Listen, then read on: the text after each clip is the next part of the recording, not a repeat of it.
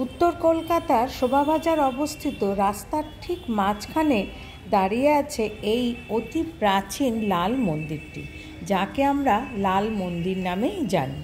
আজ আপনাদেরকে এই মন্দিরে নিয়ে যাব এবং এই মন্দিরের ইতিহাস আপনাদেরকে জানাবো, যে রাস্তার মাঝখানে বা মন্দিরের দুধার দিয়ে রাস্তা কেন হয়েছে। তার আগে বলি এখানে আসবেন কী করে। যদি আপনারা মেট্রো করে আসেন তাহলে শোভাবাজার মেট্রো 2 নম্বর গেট দিয়ে বেরিয়ে ঠিক অপোজিটেই পড়বে এই লাল মন্দিরটি। আর আপনারা যদি অটো করে আসেন তাহলে উল্টোডাঙা থেকে শোভাবাজারে অটো পেয়ে যাবেন।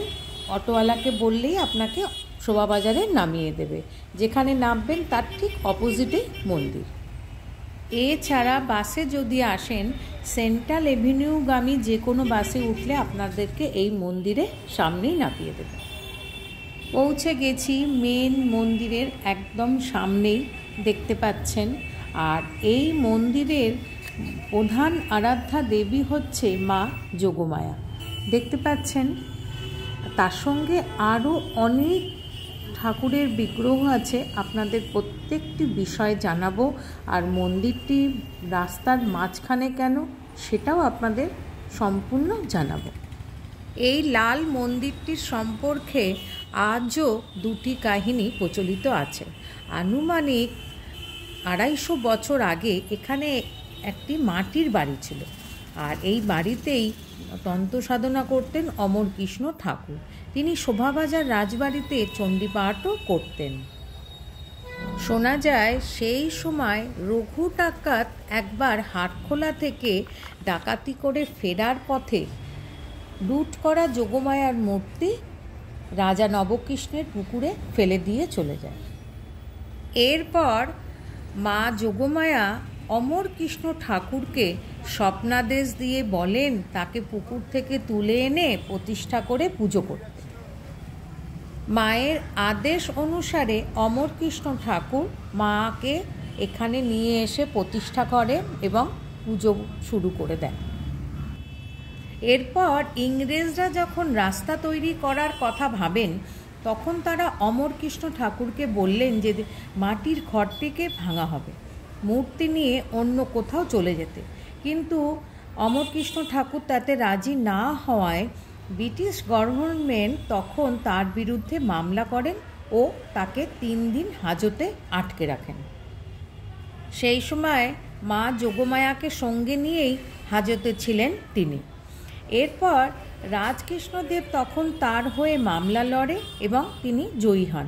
পরবর্তীকালে ইংরেজরাই প্রস্তাব দেন মন্দিরটিকে সুন্দর করে বানিয়ে দেবার জন্য, তাতে তিনি রাজি হন ও ইংরেজরাই মন্দির তৈরি করে দেন ও এর রং লাল হয়। সেই থেকে এই মন্দির লাল মন্দির নামে পরিচিত।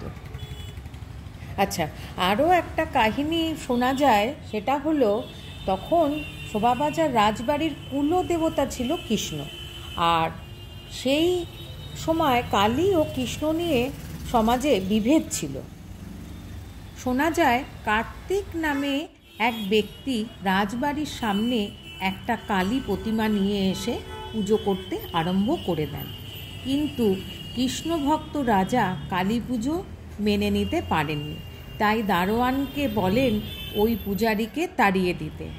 আর সেই রাত্রিরেই রাজাকে স্বপ্নাদেশ করেন মা কালী ওই পুরোহিত ও প্রতিমা ফিরিয়ে আনতে এবং একটা মন্দির প্রতিষ্ঠা করতে, যেখানে তার পুজো হবে। তাই প্রথম দিকে এই মন্দিরকে হেলা কার্তিক মন্দিরও বলা হতো। আর রাজবাড়ির মেয়েরা এই মন্দিরে শক্তি পুজো করতে আসতেন। তাই রাজবাড়ি থেকে একটি সুড়ঙ্গ ছিল এই মন্দির অবধি, সেই সুড়ঙ্গ দিয়েই বাড়ির মেয়েরা যাতায়াত করত এই মন্দিরে। কথিত আছে ইংরেজরা যখন রাস্তা তৈরি করছিল তখন এই মন্দিরটি ভাঙার বহু চেষ্টা করেছিল, কিন্তু সেই সময় কর্মরত বেশ কিছু শ্রমিকের মৃত্যু হয় এবং তাদের মৃত্যু হয় মুখে রক্ত উঠে। আর এরপরে 3 জন ইঞ্জিনিয়ারও একভাবে তাদেরও মুখে রক্ত উঠে মারা যায়। তখন ওপর মহল থেকে ঠিক করা হয় মন্দিরটি অক্ষুণ্ণ রেখে রাস্তা বানানো হবে। সেই মতনই মন্দিরটি মাঝখানে রেখে দুপাশে রাস্তা বানানো হয়েছে। একদিকে চিত্তরঞ্জন এভিনিউ আর একদিকে যতীন্দ্রমোহন এভিনিউ। মন্দিরের দরজা ভক্তদের জন্য 24 ঘন্টাই খোলা থাকে। আর বর্তমানে যোগমায়া দেবীর পাশে শীতলা মায়ের বিগ্রহ, গোপালের বিগ্রহ, একটা শিবলিঙ্গ ও অন্নপূর্ণা সহ বহুবিধ দেবদেবীর বিগ্রহ এখানে পূজিতা হয়। আর বৃহস্পতিবার ও শনিবার বিশেষ পুজোর আয়োজন করা হয় এই মন্দিরে। প্রতি বছর কালী পুজোর সময় রং করা হয় এই মন্দিরটি, আর খুব সুন্দর করে সাজানো হয়, আর খুব ধুমধাম করে পুজো করা হয় মা কালীর। ব্যস্ত কলকাতার রাস্তায় পথ চলতি বহু মানুষ মা যোগমায়াকে প্রণাম করে ও তার আশীর্বাদ নিয়ে সফলতার অর্জনের পথে এগিয়ে চলেছে। আমিও মাকে নমস্কার করে এক রাশ শান্তি নিয়ে বাড়ির দিকে রওনা হলাম। কেমন লাগলো অতি অবশ্যই জানাবেন লাইক, শেয়ার, সাবস্ক্রাইব করে। Thanks for your time.